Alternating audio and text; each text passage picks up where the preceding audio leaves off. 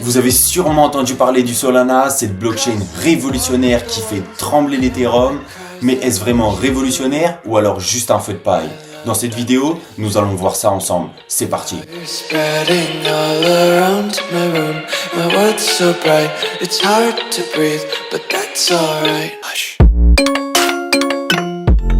Salut les gars, c'est Mercedes Desbois, on se retrouve pour une vidéo. On va parler du Solana.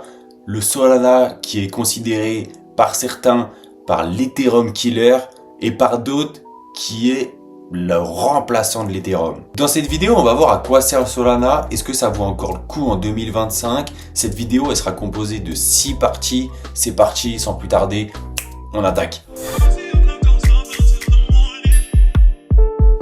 Solana, c'est un projet qui a été créé en 2020 par Anatoly Yakovenko, un ancien ingénieur de Qualcomm. Ce mec, il avait un objectif, résoudre le fameux trilemme des blockchains, c'est-à-dire comment faire un réseau qui soit à la fois scalable, sécurisé et décentralisé. Avec quelques collègues, il créait le Solana Labs et peu après, la fondation Solana pour soutenir l'écosystème. Et dès le départ, leur vision était très claire. C'était de créer une blockchain capable de gérer des milliers de transactions par seconde sans exploser les coûts. Alors, la vraie raison derrière le Solana, c'est son mécanisme de consensus unique, Proof of History, contrairement à l'Ethereum et le Bitcoin qui eux doivent synchroniser les blocs à travers tout le réseau et ça prend énormément de temps. La différence est que Solana introduit une horloge cryptographique. En gros, chaque transaction reçoit un timestamp vérifiable comme un eurodatage sécurisé. Quel est le résultat du coup? Le réseau sait déjà dans quel ordre traiter les transactions sans attendre la validation globale. Et en fait, combiné avec le Proof of Stake, ça donne une vitesse de traitement hallucinante. Et en fait, je vais te prendre un exemple pour que ça soit plus explicite pour toi. C'est comme si tu vas faire tes courses au supermarché, tu arrives, au lieu d'aller faire la queue pour la caisse, pour payer, finalement, c'est comme s'il n'y avait pas de queue, tu arrivais pour payer et on savait déjà quand tu allais passer, quel numéro tu étais. Ça fait une vitesse d'exécution et une vitesse de traitement beaucoup plus, entre guillemets, facile. Donc c'est bien beau tout ça, mais maintenant, on va parler chiffres pour voir à quel point le Solana est puissant. Le Solana peut gérer plus de 65 000 transactions par seconde. Avec, surtout, le point fort du Solana, c'est qu'il n'y a presque aucun frais. Les frais sont quasiment nuls. Donc ça chiffre à combien par transaction? On parle de 0,00025 $ par transaction. Donc vraiment quasiment nul. Le temps de bloc, donc le temps de transaction, c'est à moins de 500 millièmes de seconde, ce qui est vraiment quasiment instantané. Les transactions sont instantes. C'est pour ça que le Solana est souvent comparé à Visa ou Mastercard en termes de débit, alors qu'on parle ici de crypto-monnaie. C'est un énorme avantage pour les applications DeFi, les jeux Web3 ou encore les NFT où la vitesse est cruciale. Donc alors oui, les vitesses d'exécution sont ultra rapides.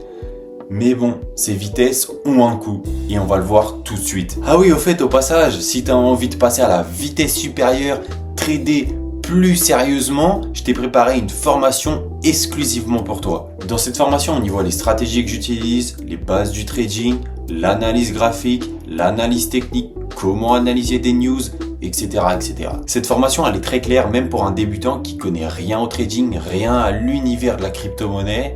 Parce que moi, ce qu'il faut savoir, c'est que je suis spécialiste en trading de crypto-monnaie et non en bourse ni en forex. Donc le lien, il est en bio. N'hésite pas à prendre un appel avec moi. Si tu en as marre de trader au hasard, de perdre des positions, forme-toi et ensuite, ce sera mieux et tu seras rentable sur du long terme. Depuis son lancement, Solana a construit un écosystème de malades. Côté DeFi, on a des plateformes comme Radium, Jupiter ou Orca qui permettent l'échange de tokens à une vitesse folle. Côté NFT, c'est là aussi que des collections comme U2 ou les Degenerate Ape ont explosé. Il y a même des marketplaces comme Magic Eden qui sont devenus des vraies alternatives à OpenSea. Et le Solana a aussi un côté gaming, et donc qu'est-ce qui se passe de ce côté gaming? On peut voir qu'il y a Aurori ou Star Atlas qui veulent créer des jeux complètement immersifs basés sur le Solana. Il ne faut pas oublier aussi le pari qui a été fait sur Telephone Saga qui vise à amener le Web3 dans notre poche. En fait, très clairement, le Solana, ils veulent être partout à la fois, ultra rapide pour pouvoir toucher un maximum de personnes. Mais par contre, attention, tout n'est pas rose. Solana a reçu énormément de critiques et il y a certaines critiques qui sont vraiment avérées et qui sont justifiées. D'abord, il y a eu plusieurs pannes du réseau. Oui, le réseau Solana s'est carrément arrêté, parfois pendant plusieurs heures.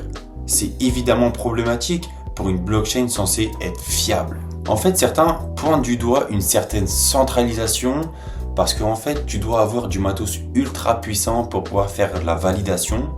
Donc, peu de personnes peuvent se permettre de valider les transactions. Et puis, Solana a été très exposé à l'affaire FTX puisque Sam Bankman était un gros supporter. Et aussi, ce qu'il faut voir, c'est que pendant l'ancien bull run au bear market, le Solana a chuté de plus de 90%, ce qui a rendu les investisseurs un peu frileux et ce qui a décrédibilisé le Solana. Pour autant, on peut voir à l'heure actuelle que le Solana a ultra performé, il est remonté, il a explosé son ATH. Le Solana est toujours présent. Ce qu'il faut prendre en compte, c'est que le Solana veut tellement être partout à la fois et ultra rapide, c'est qu'à un moment donné, le Solana ne peut pas être partout. Et le Solana, comme toutes les blockchains, ont leurs défauts et ne peuvent pas répondre à toutes les attentes. Et comme les attentes sont énormes envers Solana, dès que le Solana ne répond pas à l'attente des investisseurs, bien évidemment, ça se ressent sur le marché. Et on peut voir que 2024-2025, il y a eu un comeback du Solana, il y a eu une explosion sur les DEX des investisseurs.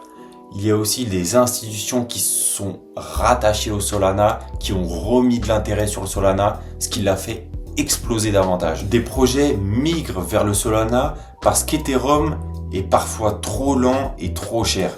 Les développeurs sont de plus en plus nombreux à rejoindre cet écosystème. Et ce qu'il faut savoir, c'est que la roadmap est ultra ambitieuse, meilleure décentralisation, stabilité renforcée, multi-chain, etc.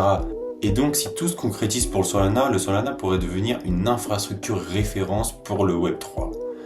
Pour ma part, je pense pas que le Solana un jour pourra dépasser l'Ethereum. L'Ethereum c'est quand même le patron des altcoins. Il a quand même réalisé énormément de choses.